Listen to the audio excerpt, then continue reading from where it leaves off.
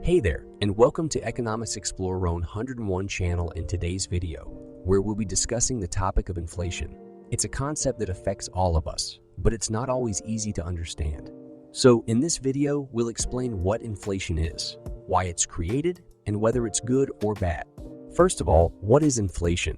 Inflation refers to the overall increase in prices of goods and services within an economy over time. When the prices of goods and services go up, it means that the purchasing power of a currency has decreased. This decrease in purchasing power results in people needing more money to buy the same goods and services they could purchase before at a lower price. Inflation is measured using a variety of methods, but the most common way is through the Consumer Price Index, CEP. The CPI measures price changes for a basket of goods and services that are commonly purchased by households. The CPI is calculated by taking the weighted average of the prices of these goods and services and comparing them to a base year. If the CPI increases, it means that prices have risen and there has been inflation. Now, let's talk about why inflation is created. One of the primary causes is when there's an increase in the supply of money in an economy.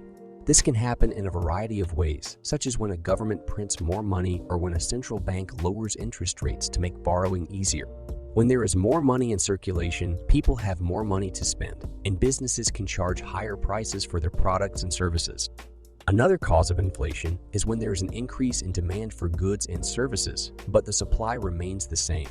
When demand outstrips supply, businesses can increase their prices to capitalize on the increased demand. So, is inflation bad?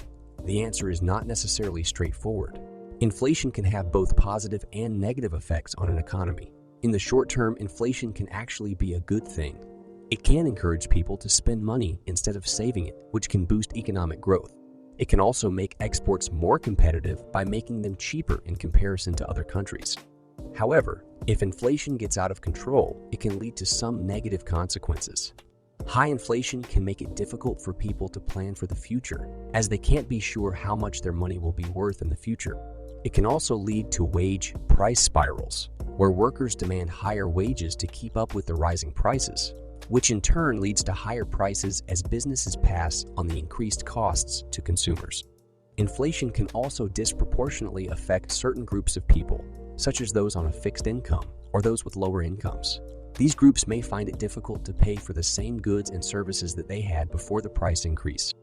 So, in conclusion, inflation is a concept that affects us all, and it can have both positive and negative effects on an economy. While some inflation can be a good thing, it's important to keep it under control to avoid the negative consequences that come with high inflation. Thanks for watching today's video. If you have any questions or comments, please leave them down below. And don't forget to subscribe to our channel for more informative videos like this one.